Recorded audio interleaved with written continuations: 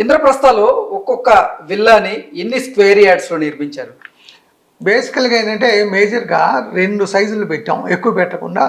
మేము ఏంటంటే స్టార్ట్ చేసిన కొత్తలో ఇది middle class are above middle క్లాస్కి, లేకపోతే ఉద్యోగం చేసుకునే వాళ్ళకి లోన్ తీసుకొని కొనే విధంగా, వాళ్ళకి పెద్ద బర్డన్ లేని విధంగా స్టార్ట్ చేసాం. మొదటిది 235 స్క్వేర్ యార్డ్స్. 235 స్క్వేర్ యార్డ్స్లో 3600 స్క్వేర్ ఫీటు ఒక మంచి ఫ్లోర్ ఏరియా వచ్చేట్లు మంచి నీట్గా ఒక విల్లా వచ్చింది. సెకండ్ సైజ్ ఏంటంటే 300 స్క్వేర్ యార్డ్స్లో కొంచెం పెద్దది కావాల్సిన వాళ్ళకి 300 స్క్వేర్ యార్డ్స్లో ఒక 4200 స్క్వేర్ ఫీటు బిల్టప్ ఏరియా వచ్చేట్లు చేసాం. కాకపోతే ఈ రెండిట్లో కూడా ఏంటి అన్నీ కూడా 4 బెడ్రూమ్ విల్లాలే. 4 బెడ్రూమ్లోనూ ఒక ఫుల్ లెంత్ మీడియా రూమ్ ఉంటుంది. సో ఈ విధంగా ఆల్మోస్ట్ 5 బెడ్రూమ్స్ అనుకోవచ్చు.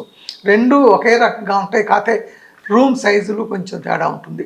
బేసికల్గా లేఅవుట్ రెండు కూడా సిమిలర్గా రెండు ఒకే విధంగా ఉంటాయి. ఇది కాకుండా కొన్ని 400 స్క్వేర్ యార్డ్స్వి, 600 స్క్వేర్ యార్డ్స్వి కొన్ని ఫ్యూ ఉన్నాయి అనమాట. అదేంటి ఆ రోజున్న పరిస్థితుల్లో అంత బడ్జెట్ కస్టమర్ పెట్టలేడే అనే ఉద్దేశంతో సెలెక్టెడ్గా కొన్ని ఏదో 10-15 అట్లా పెట్టాం. సో బేసికల్గా ఇవన్నమాట. సార్, ఇంద్రప్రస్థ కాకుండా ఇంకా ఏ ఏ ప్రాంతాల్లో మీ వెంచర్స్ ఉన్నాయి? సో మా ముప్పా గ్రూప్లో బేసికల్గా 2 కంపెనీలు ఉన్నాయి. ఒకటి Muppa projects India private limited అనేది, ఇది బేసికల్ ప్యూర్గా ఇప్పటిదాకా కన్స్ట్రక్షన్సే చేసింది. ఓకే. తర్వాత అదేవిధంగా ముప్పా కన్స్ట్రక్షన్స్ అని ఇంకో కంపెనీ ఉంది, అది ఇప్పటిదాకా లేఅవుట్స్ చేసింది. ఇప్పుడే కొత్తగా విల్లాస్లోకి అపార్ట్మెంట్స్లోకి వెళ్తుంది. సో ఈ రెండు కూడా మా పిల్లలిద్దరూ చూసుకుంటున్నారు. సో ఇకపోతే ముప్పా కన్స్ట్రక్షన్స్ కంపెనీ కింద షాద్ నగర్ కొత్తూరు దగ్గర ఒక మంచి ఒక 36 ఎకరాలు 40 ఎకరాల్లో ఒక మంచి లేఅవుట్ చేసాము. లేఅవుట్ చాలా బాగా డెవలప్ చేసాము, అంతా కంప్లీట్ చేసి సేల్ చేసి వాళ్ళు హ్యాండ్ ఓవర్ చేసాం. అదేవిధంగా ఆ దగ్గరలో కొత్తూరు దగ్గరలో ఇంకొక కొత్తది స్టార్ట్ చేస్తున్నాం, అది కూడా 35 ఏకర్స్లో ఉంటుంది. బేసికల్గా మా స్పెషాలిటీ ఏంటంటే మొదటి నుంచి విల్లాస్ ఏదైతే లేఅవుట్లు డెవలప్మెంట్ చేస్తున్నామో, సో మాకున్న ఎక్స్పీరియన్స్ వలన మేము ఆ క్వాలిటీ కానీ రోడ్ ఫార్మేషన్ కానీ లేకపోతే మిగతా ఫెసిలిటీస్ కూడా అంతా చాలా బెస్ట్గా ఇస్తాం. ఇప్పుడు మొదట్లో మేము వేసిన ఏదైతే లేఅవుట్లు ఉన్నాయో ఇవాళ 25 years తర్వాత కూడా రోడ్లు కానీ ఏదైతే మేము ఫెసిలిటీస్ ఇచ్చామో ఇప్పటిదాకా చెక్కు జరగకుండా బ్రహ్మాండంగా ఉన్నాయి. అదేవిధంగా మా ప్రతి వెంచర్లో ఇప్పుడు కట్టే వెంచర్లు కూడా అదేవిధంగా ఉంటాయి. సో అవి రెండు కూడా ముప్పా కన్స్ట్రక్షన్ అనే కంపెనీ కింద ఉన్నాయి. ఇకపోతే ఈ ముప్పా కన్స్ట్రక్షన్స్ ఇప్పుడు వెలమల అని చెప్పి కొత్తగా ఒక ప్లేస్ ఉంది. ఓకే. ఓఆర్ఆర్కి అతి సమీపంలో ఉంటుంది. ఇక్కడ నుంచి అక్కడ చేరటానికి 30 minutes పడుతుంది. సో అక్కడ ఏంటంటే అక్కడ కూడా 20 acresలో ఒక విల్లా ప్రాజెక్ట్ స్టార్ట్ చేస్తున్నాం. ఎందుకంటే ఇప్పుడు ఈ సిటీకి దగ్గరలో ఉండే విల్లాస్ చాలా కాస్ట్ ఎక్కువైపోయినాయి. 15 కోట్లు 20 కోట్ల నుంచి మినిమం 7-8 కోట్లు తక్కువ లేవు. చాలామంది ఈ 15 కోట్లు 20 కోట్లు ఎఫర్ట్ చేయలేరు.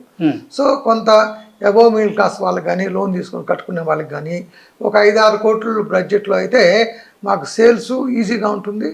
రెండోది కస్టమర్ కూడా కంఫర్ట్గా ఉంటుంది. సో అందుకోసం ఈ వెలమల అనే ప్లేస్ చూస్ చేసుకున్నాం.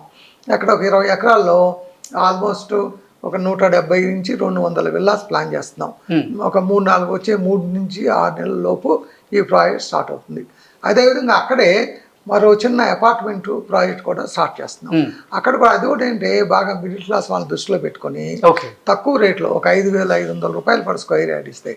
ఇవాళ ఏమవుతుందంటే మన నార్సింగ్ కానీ కొల్లూరు కానీ ఇట్లాంటి చోట ఒక అపార్ట్మెంట్ కొనాలన్నా సరే ఒక 3 bedroom అపార్ట్మెంటు రిజిస్ట్రేషన్తో కలిపి 2 కోట్ల పైన అవుతుంది. 2 కోట్లు కూడా రావట్లా.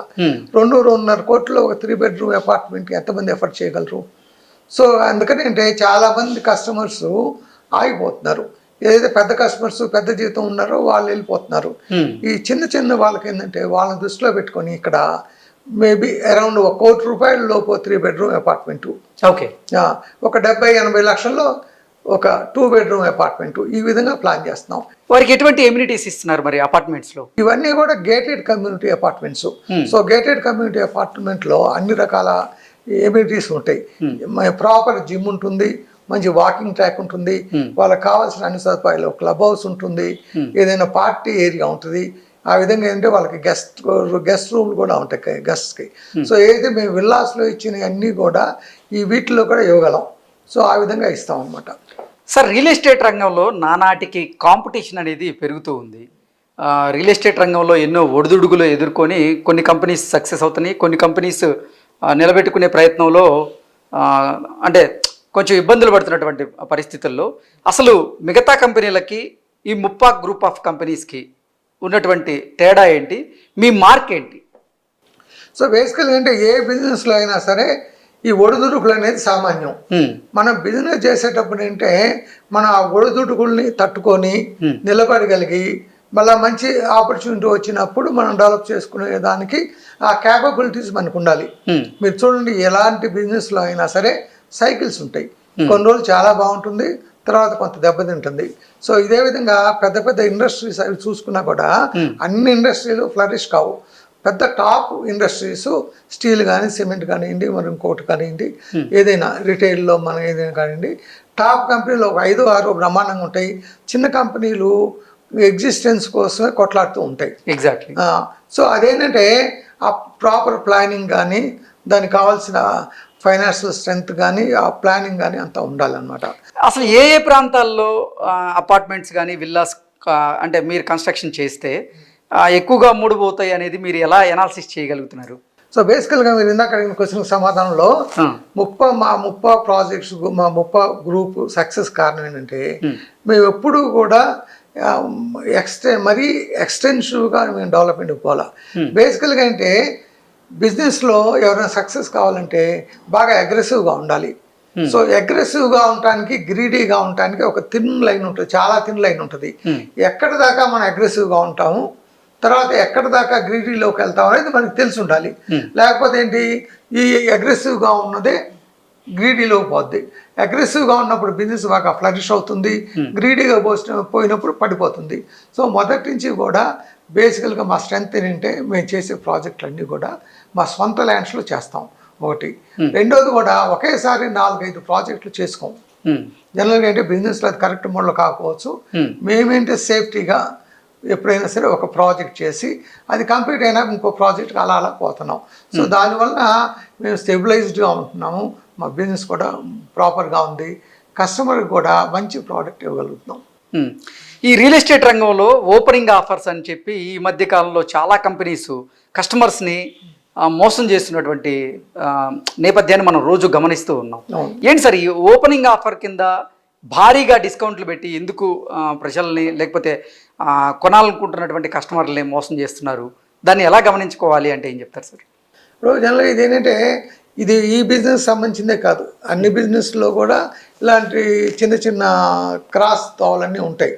సో ఇక్కడికి వచ్చి ఈ ప్రీ లాంచ్ అనేది ఏంటంటే, ఎప్పుడైతే ప్రీ లాంచ్ అనేది ఒక బిల్డర్నే తప్పు పట్టడానికి లేదు, అదేంటంటే కస్టమర్ మీద కూడా ఆధారపడి ఉంటుంది.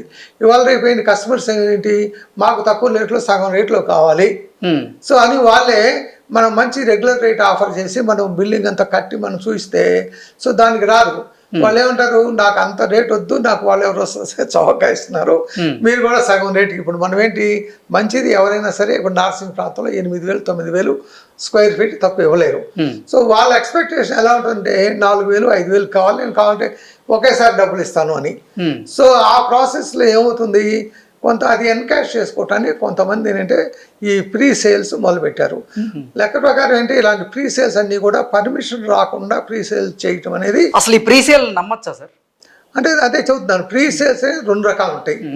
రేరా నంబరు, పర్మిషన్ ఇవన్నీ రాకుండా సేల్ చేసేది పొరపాటును కూడా నమ్మకూడదు, అవి సూరు కాదు. ఒకసారి అంత ప్లాన్ వచ్చి రేరా నంబర్ వచ్చినాక 1 టైం ఆఫర్ అంటారు, అది ప్రీ లాంచ్ కాదు. 1 టైం ఆఫర్లో కూడా రెగ్యులర్ ప్రైస్ కంటే చాలా తక్కువకి ఇస్తారు. అట్లాంటి వాటికి పోతే సేఫ్. ఇదేంటంటే ప్రీ లాంచ్కి వెళ్తే అదంతా కూడా దేవుడి మీద భారం వేసినట్లు. ఒకవేళ బిల్డర్ కనుక దాన్ని సక్సెస్ఫుల్గా కంప్లీట్ చేసి హ్యాండ్ ఓవర్ చేస్తే ఓకే, లేకపోతే చాలా కష్టం.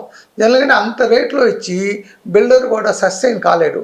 సో కాబట్టి కంప్లీట్ చేసి హ్యాండ్ ఓవర్ చేయడానికి చాలా తక్కువ ఛాన్సెస్ ఉంటాయి. సో ఆ రిస్క్ మనం ఎంతవరకు చేస్తున్నాము, చేయొచ్చా లేదనేది ఆ పర్సన్ బట్టి ఉంటుంది. అది దాన్ని ఆలోచించుకొని ఎవరికి వాళ్ళు డెసిషన్ తీసుకోవాలి.